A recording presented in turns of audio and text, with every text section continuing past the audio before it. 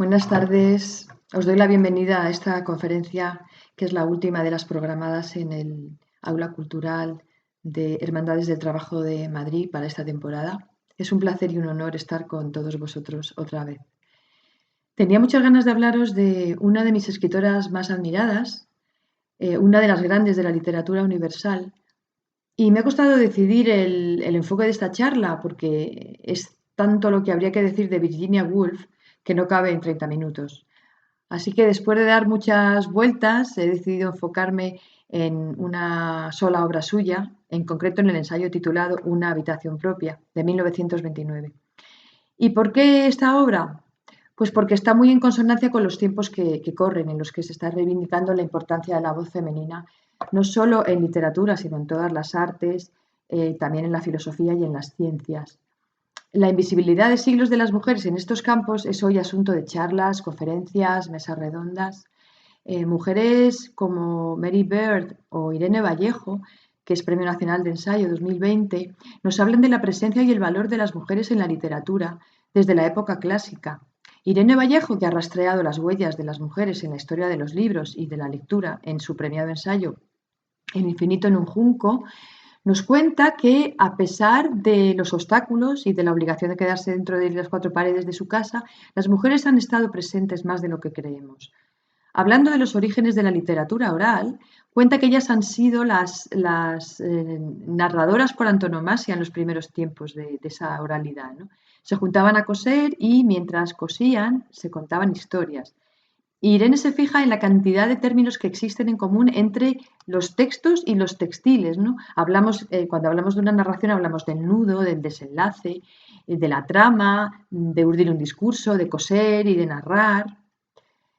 Bueno, las cifras hablan por sí solas, ¿no? No tenéis más que ir a buscar cuántas mujeres han ganado el premio Nobel desde 1901 y también podéis acudir a la Real Academia de la Lengua para ver cuántas mujeres han ganado, bueno, están en la Real Academia de la Lengua desde el año 1713, ¿vale? O sea, simplemente mirad las fechas para que veáis que no me lo invento, ¿no? Resulta curioso pensar que cuando yo estudiaba en la Facultad de Filología, nunca me pregunté por qué había tan pocas mujeres escritoras. Casi las contábamos con los dedos de la mano, ¿no? Nos parecía algo normal porque dábamos por hecho que si había tan pocas escritoras, pues seguramente sería porque no habían escrito nada interesante, salvo excepciones, claro está, como Emilia Pardo Bazán, Rosalía Castro y bueno, unas pocas más, ¿no? Pero no fue hasta mucho después cuando me hice la pregunta definitiva, ¿por qué? ¿Por qué no había apenas mujeres en los libros de historia de la literatura y tampoco en los libros de texto que estudian nuestros alumnos, ¿no? ¿Acaso no tenían talento, no tenían sensibilidad, no tenían nada que contar, ¿no? Lo asumí sin más, como lo asumimos la mayoría, y me quedé tan tranquila, considerando en el fondo que escribir buena literatura era cosa de hombres como el soberano, ¿no? Por eso, cuando cayó en mis manos el ensayo de Virginia Woolf, Una habitación propia, que es este, os pongo aquí para que veáis la carátula, aunque se circunscribe a la literatura inglesa, que puede extenderse al resto de las literaturas, fue como si de pronto se encendiera una bombilla en mi cabeza y entendí entonces por qué. Así que voy a empezar por leeros un fragmento, que bueno, este ensayo en realidad empieza cuando la autora es invitada a dar una conferencia en una universidad femenina de Cambridge sobre el tema Las mujeres y la novela en el año 1928. Virginia Woolf, que ya por esa época es una escritora reconocida, ha publicado dos de sus grandes novelas, decide recabar información para poder ofrecer a estas muchachas universitarias, como dice ella, una pepita de verdad. Y emprende una búsqueda en los estantes de las bibliotecas de las universidades para poder informarse y poder contar algo de lo que, en fin, algo enjundioso, ¿no? Algo que tuviera cierto valor, ¿no?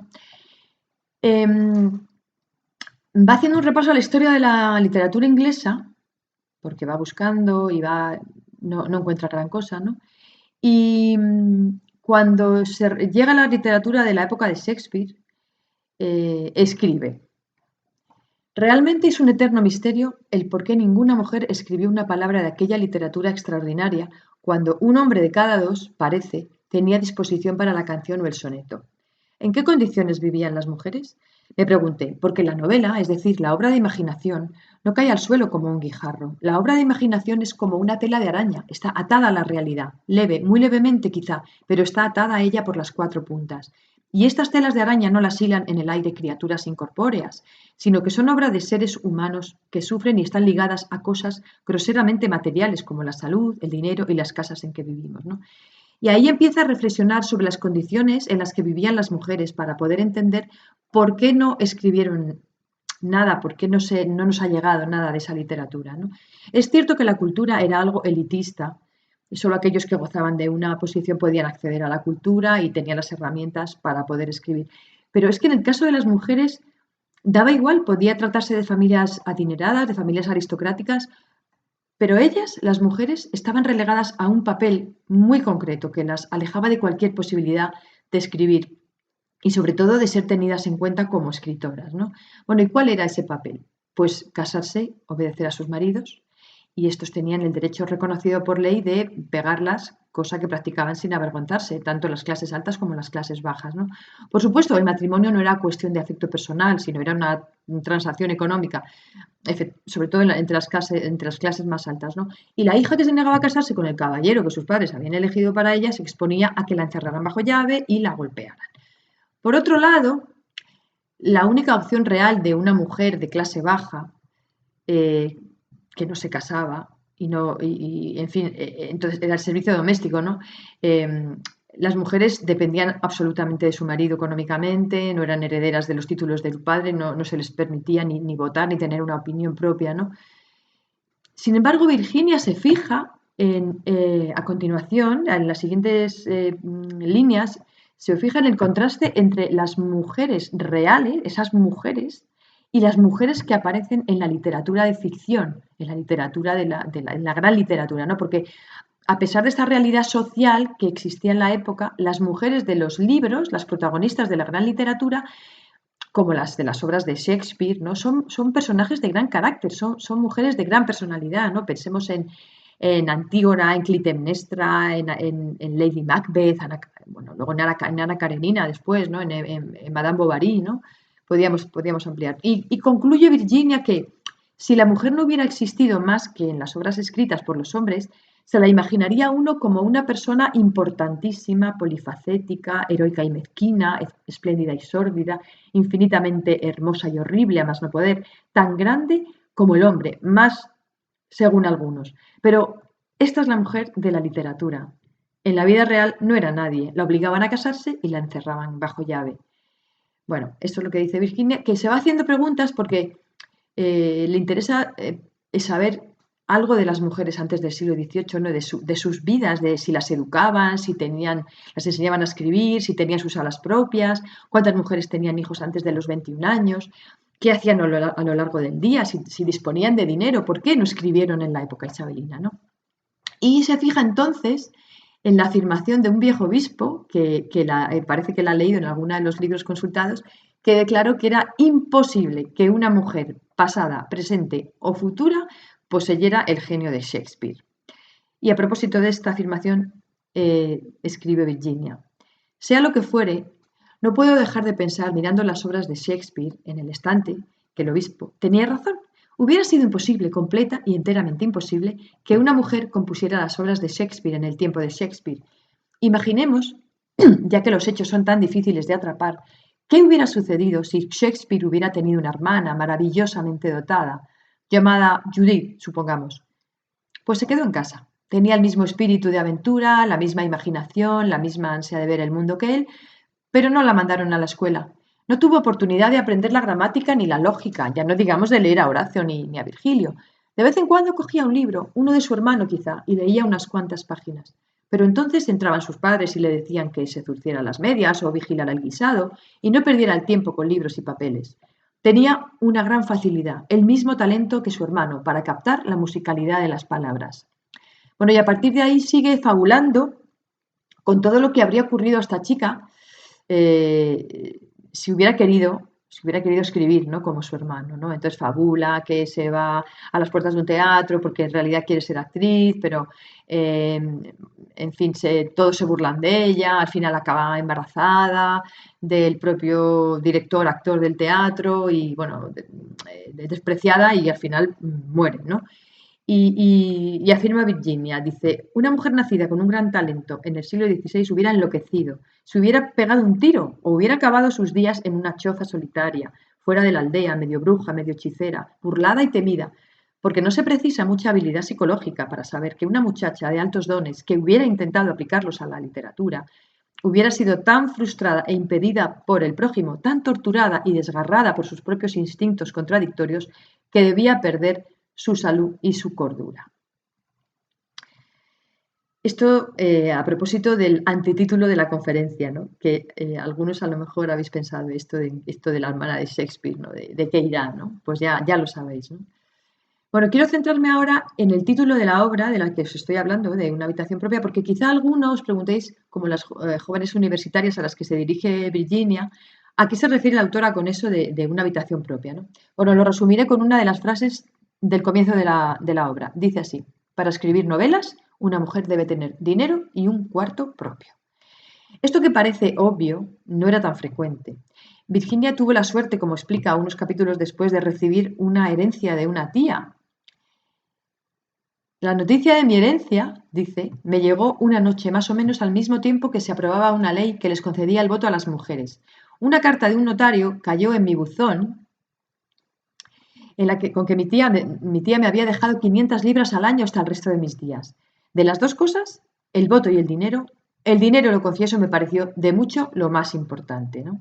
Y explica que hasta ese momento había hecho trabajillos sin importancia, ¿no? Y que solamente a partir de recibir esa renta de por vida fue cuando tuvo la libertad de poder escribir sin trabas, ¿no? Así que ya sabéis, dos cosas, un dinero y un cuarto propio. Es decir, independencia económica y un espacio de intimidad, un lugar privado. Dice Virginia que las dificultades para escribir una gran obra literaria son siempre enormes, pero estas dificultades fueron infinitamente más grandes para las mujeres. En primer lugar, era impensable tener una habitación propia hasta el comienzo del siglo XIX, a menos que los padres fueran excepcionalmente ricos o nobles, ¿no? Existen algunos testimonios de que una familia de clase media en el siglo XIX compartía una misma sala de estar y ese era el lugar común donde las mujeres, si querían, podían escribir, ¿no? Cuenta Virginia que Florence Nightingale, esa enfermera, escritora, estadística, precursora de la enfermería profesional moderna, seguramente habréis oído hablar de ella, se lamentaba de que las mujeres, decía así, las mujeres no pueden disponer de media hora que puedan llamar propia y siempre las interrumpen. Por eso concluye Virginia que escribir prosa o novela resultaba más fácil que escribir poesía o teatro, porque exigía menos concentración. Hay un testimonio del sobrino de Jane Austen, la autora de Orgullo y Prejuicio, que si no habéis leído la novela, seguro que habéis visto la película, que fue su biógrafo, y escribía que era asombroso que lograra Jane hacer tantas cosas porque no disponía de un estudio al que retirarse. Y la mayor parte de su trabajo tuvo que hacerlo en la sala de estar común, expuesta a constantes interrupciones. Se cuidaba mucho de que otras personas ajenas al círculo familiar sospecharan cuál era su ocupación. Y esto, claro, pensando en las mujeres que sabían leer y escribir, porque la mujer de clase humilde era analfabeta. Estoy pensando ahora en una novela que os recomiendo mucho, una novela contemporánea, de una autora contemporánea británica que se llama Nell Leeson, que se titula Del color de la leche, que da voz a una criada analfabeta, situada más o menos en el siglo XIX, y nos muestra dos cosas muy importantes. Una, que una mujer analfabeta del siglo XIX o en cualquier época nunca ha tenido voz en la literatura, nunca hemos escuchado, nunca hemos podido leer a ninguna mujer analfabeta de esa época. No podemos saber lo que sentían, las experiencias que tenían en su vida, ¿no? Lo que sufrían, ¿no? Y la segunda cosa es que la realidad de las mujeres, y sobre todo esas mujeres de clase baja, que eran analfabetas, era una realidad, una vida terrible, ¿no? Y continúa Virginia diciendo que si las dificultades materiales eran muy grandes, todavía más eran las dificultades inmateriales. Escribe Virginia. La indiferencia del mundo que Keats, Flaubert y otros hombres de genio encontraron tan difícil de soportar era, en el caso de las mujeres, no ya indiferencia, sino hostilidad. El mundo no les decía como a ellos, escribe si es lo que quieres, a mí me traes sin cuidado. El mundo les decía con desprecio, ¿escribir? ¿Qué sirve que tú escribas? ¿No? Y más allá todavía. Yo creo que todos conocéis, y si no lo conocéis os lo digo yo, este refrán que, que dice, mujer que sabe latín, ni encuentra marido, ni tiene buen fin. Bueno, este refrán muestra en realidad que la inteligencia, la sabiduría, el conocimiento, ¿no? la parte intelectual, todos esos atributos son atributos que nunca se atribuían a las mujeres, ¿no? Una mujer listilla, una mujer sabia, eh, era, era algo, no estaba muy bien visto, ¿no? Y bueno, estas opiniones que flotaban en el ambiente, que algunos se atrevían a escribir, pues influían, por supuesto, en el estado de ánimo de las mujeres que querían hacerlo, ¿no? Así que imaginaos, porque había mujeres que querían escribir, que querían pintar, y también había mujeres que querían componer música, ¿no? Virginia cita unas palabras que aparecen en un tratado de música del siglo XX, de 1928, ¿eh? O sea, mirad lo que dicen que esas palabras. Dice, una mujer que compone es como un perro que anda sobre sus patas traseras. No lo hace bien, pero ya es asombroso que lo consiga. Bueno, la historia de la oposición masculina a la emancipación de las mujeres quizás sea todavía más interesante que la propia historia de la emancipación. Esa es una de las frases de Virginia que se han hecho virales, digamos, ¿no? Según ella, a finales del siglo XVIII se produjo un cambio fundamental, y es que la mujer de clase media empezó a escribir. No las aristócratas solitarias, encerradas en sus mansiones, en sus casas de campo, sino las mujeres de clase media. Y dice que sin estas predecesoras, ni Jane Austen, ni George Eliot, ni las hermanas Bronte habrían podido escribir. Y es que hay una frase muy bonita que dice aquí Virginia, dice, y es que las obras maestras no son logros aislados y solitarios, son el resultado de muchos años de pensamiento en común, del pensamiento colectivo de muchas personas, de tal suerte que tras esa voz individual se encuentra la experiencia de la masa. Virginia se hace a continuación otra pregunta importante. ¿Es posible que la condición sexual interfiera en la integridad de una novelista? Esa integridad que, en mi opinión, es la columna vertebral del escritor. Y explica que para mantener esa integridad, las mujeres que escriben novelas sentían en esa época, ya en el siglo XIX, la necesidad de desviarse de lo que la sociedad consideraba que eran los valores predominantes, eminentemente masculinos, ¿no? Sabiendo que iban a encontrarse con un rechazo, porque habrá entre comillas, hablando en plata, el fútbol y los deportes son importantes. El culto a la moda y las compras de ropa son triviales, ¿no?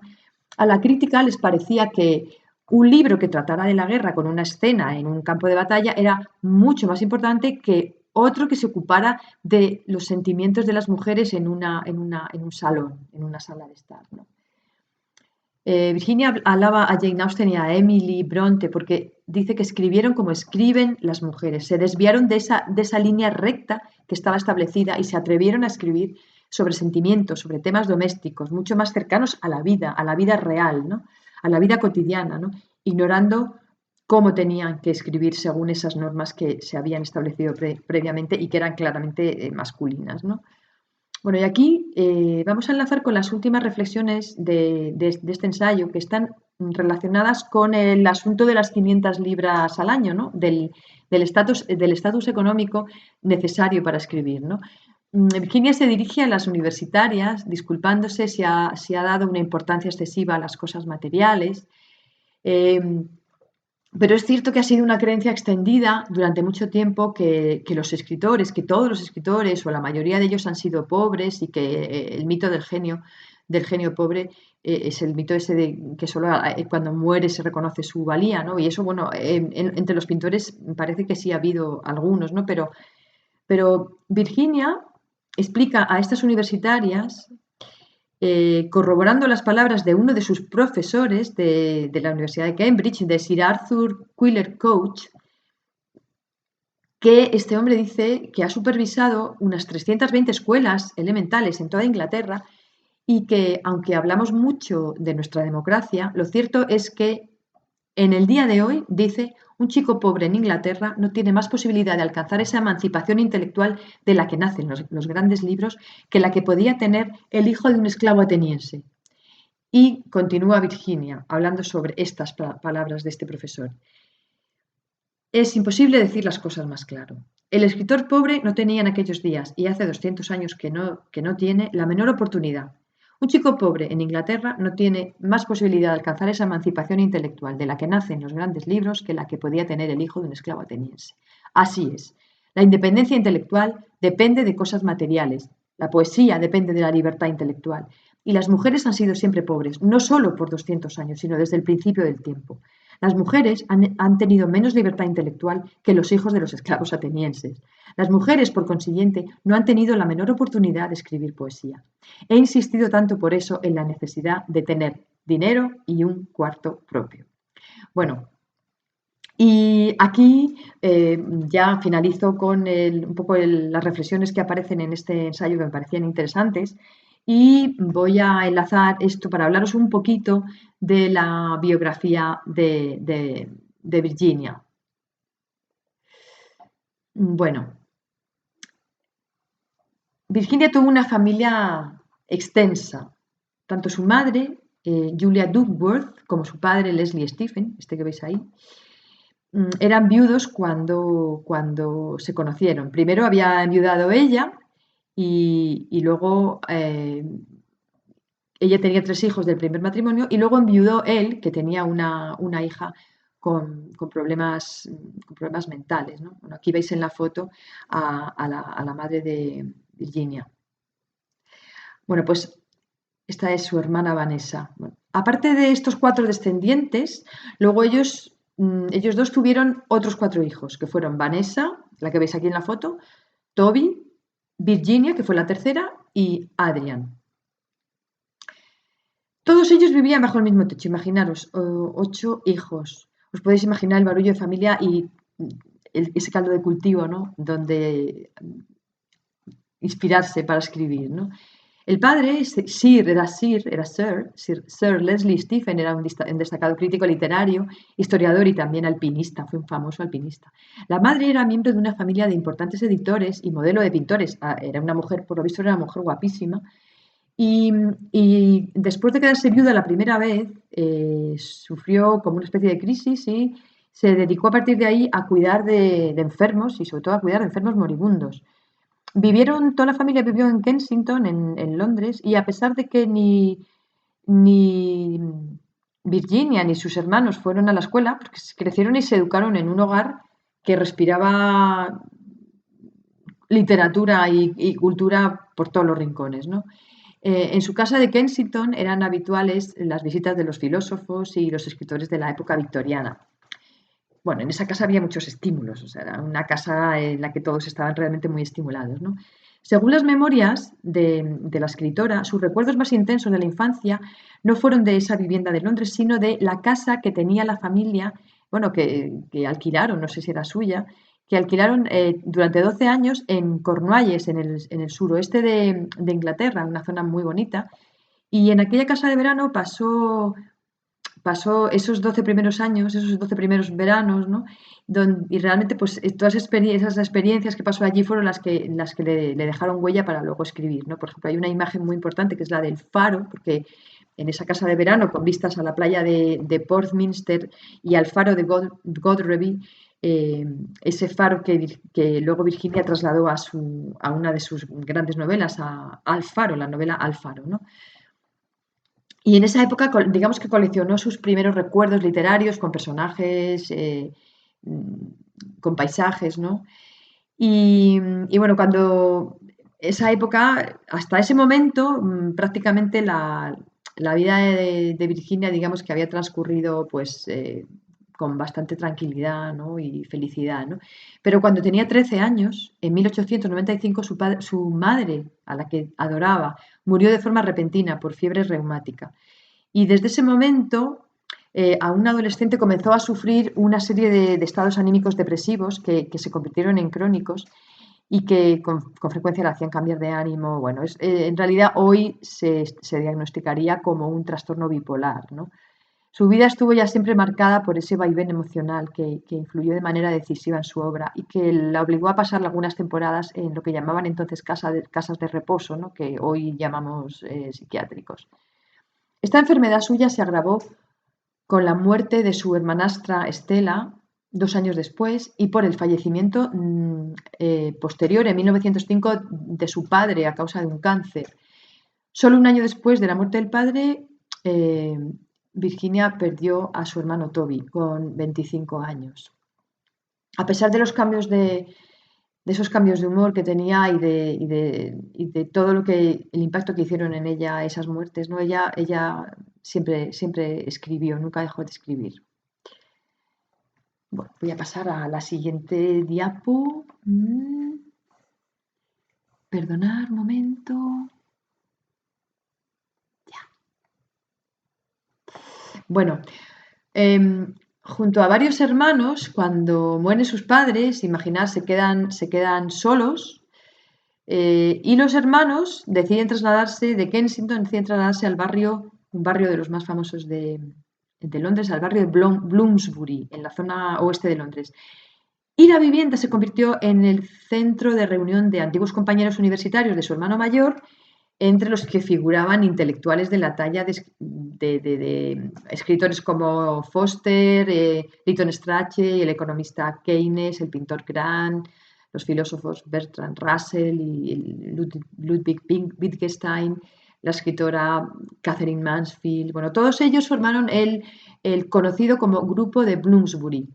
El cambio fue muy positivo para todos ellos y sobre todo para las chicas, porque el padre antes de enviudar, o sea, antes de morir, cuando se quedó viudo, era muy dominante y trataba a sus hijas como secretarias, como amas de llaves, o sea, no las dejaba vivir, no las dejaba en paz. Y claro, cuando se quedaron huérfanas ya de su padre, pues quedaron en una situación singular, ¿no? De libertad, de autonomía, ¿no? En el Londres de la época victoriana, ¿no? Sin marido, sin padres, con una renta, rodeadas de los amigos de sus hermanos, pues allí descubrieron otro mundo, ¿no? Hay alguna referencia que aparece en algunas biografías y parece ser que uno de sus hermanastros mayores había abusado de ella cuando era niña, ¿no? Y eso, bueno, parece que también la había marcado un poco en sus momentos de depresión, ¿no? O que había afectado a ese carácter bipolar. Pero bueno, la cuestión es que en esos momentos, en el grupo de Bloomsbury, pues ella descubrió, pues eso, se abrió, digamos, al mundo y en realidad era una relación entre todos sin nada de tensiones, porque la mayoría de todos estos personajes eran gays, ¿no? Salvo dos, que son los dos con los que se casaron las dos hermanas, ¿no? Vanessa y ella, Cliff Bell y Leonard Woolf. El grupo de Bloomsbury fueron precursores de tendencias y movimientos que han florecido después, ¿no? Como el pacifismo, la igualdad entre los sexos, la gentrificación, la liberación de la mujer, el movimiento gay, ¿no? Por eso este grupo sigue estando bastante vivo, ¿no? También son referentes del mayo del 68. O sea, es un grupo que se sigue estudiando, ¿no? Toda la influencia que tuvieron, ¿no? En sus reuniones se hablaba de arte y de todos los temas, digamos, muy cercanos a nuestra época, ¿no? En 1912, Virginia se casó con el economista, con el historiador Leonard Woolf, del que tomó su apellido, y 5 años más tarde los dos fundaron la célebre editorial Hogarth Press, que editaría, entre otros, las obras de la propia Virginia y también las de otros escritores relevantes como Catherine Mansfield o T.S. Eliot. Desde sus inicios en la literatura, Virginia siempre quiso narrar de una forma nueva incorporando los procesos mentales del ser humano, los pensamientos, la consciencia, las visiones, o sea, todo el fluir del pensamiento, que era una de las corrientes que digamos que se pusieron de moda, ¿no? El fluir de la conciencia, el stream of consciousness. Eran perspectivas narrativas inusuales que, bueno, también incluían estados oníricos y lo que es la prosa de asociación libre, una prosa muy poética. Eran obras, las obras de Virginia en general eran obras sin apenas argumento, ¿no? Mm, Era una prosa muy poética, pero por supuesto anclada en toda la formación clásica, ¿no? de Virginia, que estudió de niña latín, griego, toda la cultura clásica. Su primer trabajo en el campo de la literatura fue una obra de teatro que se tituló Melimbrosía en 1908. Este trabajo fue la base para su primera novela, que se publicó en 1915, cuando tenía 37 años, bajo el título Fin de viaje. 4 años más tarde publicó Noche y Día, una novela romántica de estilo realista y que se desarrolla a través de 4 personajes que componen un cuarteto amoroso muy particular con relaciones cruzadas. En ella, Virginia Woolf aborda los cambios sociales experimentados en esos años en Inglaterra, especialmente los que tienen que ver con la situación de la mujer y con los conflictos entre la modernidad y la tradición. Cambio de pantalla.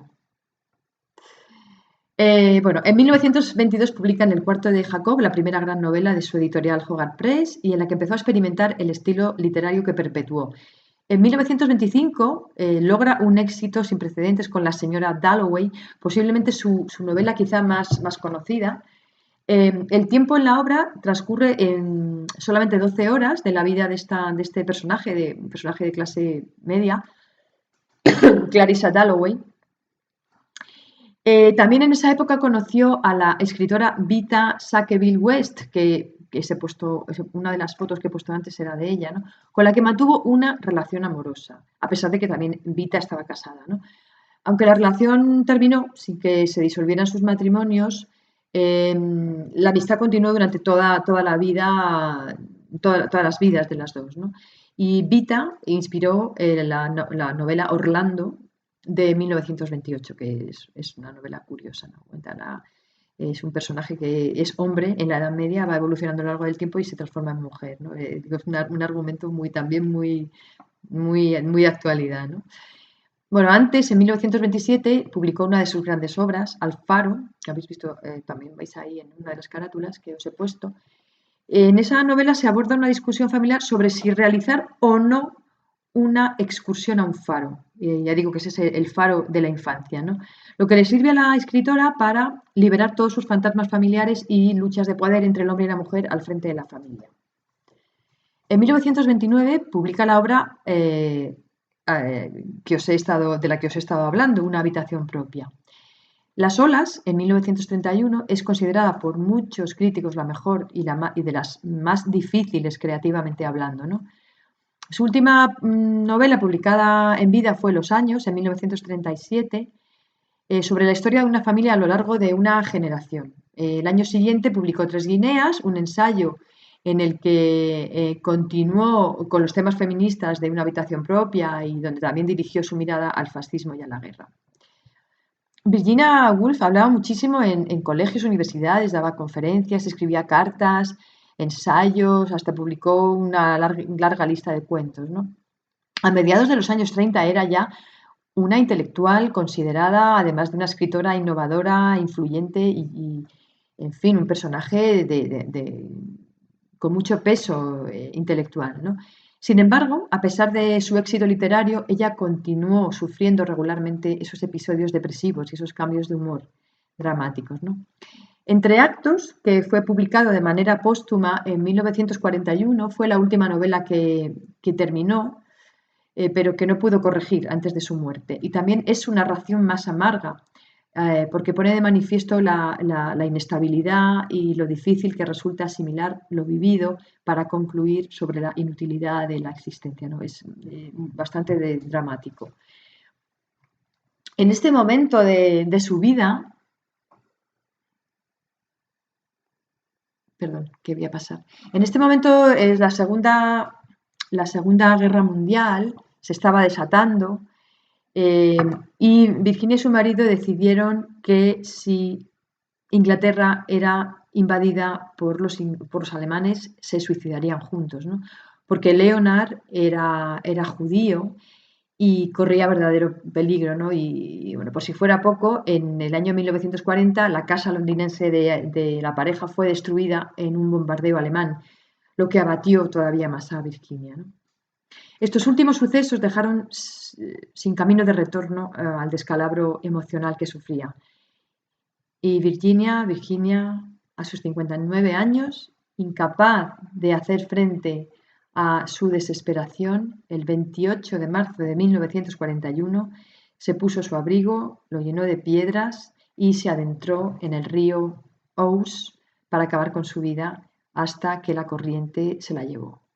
Antes de su trágica decisión dejó 2 cartas, una para su hermana Vanessa y otra para su marido Leonard, las 2 personas a las que más quería en su vida, las 2 personas más importantes de su vida. Son muy bonitas las 2 cartas. No voy a leerlas porque son un poquito largas, pero merece la pena si alguna vez queréis, sobre todo leer la que le escribe a su marido, a Leonard, y demostrándole, bueno, expresándole su amor y diciéndole que es la persona a la que más ha amado y que se ha sentido amada por él, pero que no puede con la vida, ¿no?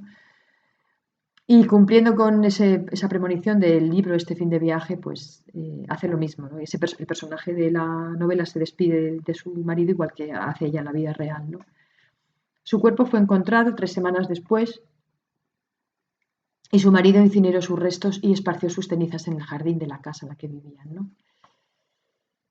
Virginia Woolf, con 8 novelas escritas y más de una treintena de libros de otros géneros, continúa siendo una de las escritoras más influyentes de la literatura, la autora que más revolucionó la narrativa en el siglo XX y que más defendió los derechos de las mujeres a través de sus textos, ¿no?